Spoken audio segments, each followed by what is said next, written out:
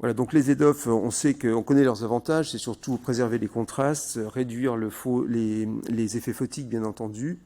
Différents principes optiques existent, vous le savez. Le Vivity, bien connu, notamment par Dominique. Merci Dominique. Vous voyez bien l'espèce de petite zone paracentrale. L'injection est tout à fait typique de la plateforme Acrisoft, bien entendu. Et donc avec cette phase de transition travailler pour donner cette profondeur de champ. Le deuxième implant étudié, c'est le cutting edge, qui utilise en fait l'association de la 4e et la 6e aberration sphérique, et c'est la transition entre les deux qui donne la profondeur de champ. Il passe par une plus petite incision car il est hydrophile, il peut passer par 1,6. Donc au niveau démographique, les mêmes populations. Nombre d'yeux, vous voyez, 32 et 34, à peu près comparables, et ça nous a permis de faire des comparaisons de moyenne. Données préopératoires sont tout à fait les mêmes, il n'y a pas de différence significative entre la longueur axiale, l'équivalent sphérique, les acuités préopératoires et même les puissances d'implant.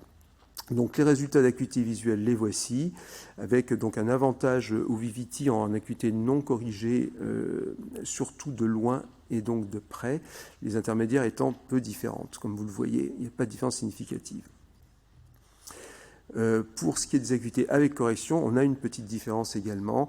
Et on a quand même 1 à 2 lignes en mieux avec le Vivity. Les courbes de défocalisation montrent également les différences à 5 niveaux de défocalisation. 0, on vient de le voir, mais également -2, -2,50. Vous voyez qu'il y a à peu près 1 ligne d'acuité à peu près entre les deux. Et en binoculaire, même chose, ça remonte également la différence entre les deux implants.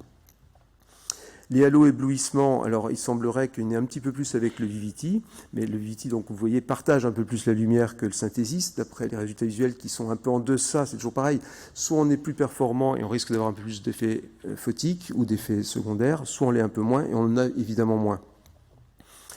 Et en matière de satisfaction également, il n'y a pas de différence comme vous le voyez.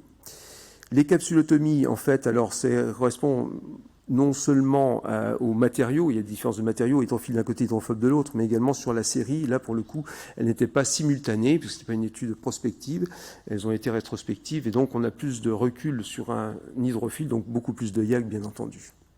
Donc en conclusion, le Vivity est plus puissant en vision de près, mais comme je le disais, ses performances sont un petit peu impactées en matière d'effets secondaires du fait d'un partage lumineux un peu plus important.